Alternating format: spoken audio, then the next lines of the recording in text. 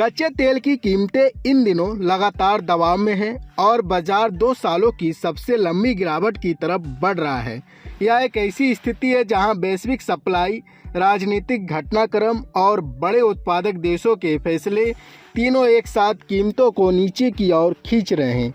निवेशकों और बाजार विश्लेषकों की नज़र अब पूरी तरह इस हफ्ते होने वाली ओपेक प्लस बैठक और यूक्रेन युद्ध को ख़त्म करने की दिशा में बढ़ रहे कूटनीतिक प्रयासों पर टिकी है। आपको बता दें कि WTI क्रूड थैंक्सगिविंग अवसर से ठीक पहले लगभग $59 प्रति बैरल पर कारोबार कर रहा था, जबकि ब्रेंट क्रूड $63 के ऊपर स्थिर रहा।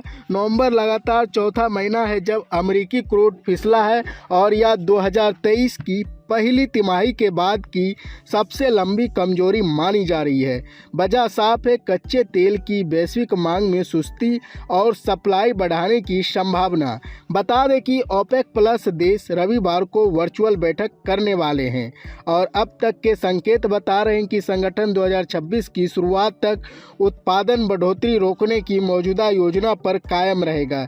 यह फैसला बाजार को थोड़ी स्थिरता दे सकता है, लेकिन बड़ी चुनौती गठबंधन से बाहर के देशों की ओर से है।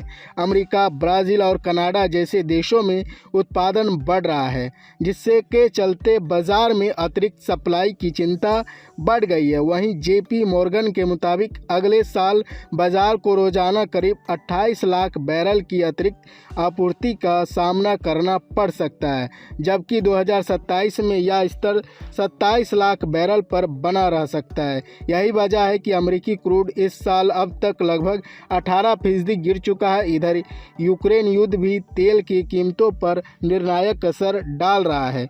रूस के राष्ट्रपति व्लादिमीर पुतिन ने हाल ही में कहा कि अमेरिकी राष्ट्रपति डोनाल्ड ट्रंप द्वारा दिए गए प्रस्ताव भविष्य की वार्ताओं पर आधार बन सकते हैं।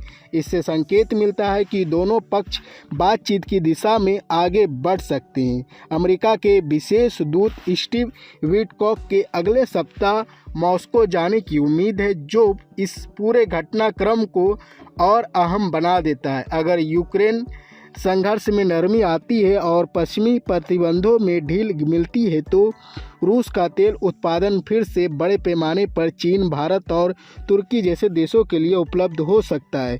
इससे बाजार में सप्लाई और बढ़ेगी और कीमतें पर दबाव पड़ सकता है। कच्चे तेल का बाजार इस समय बेहद संवेदनशील मोड़ पर है।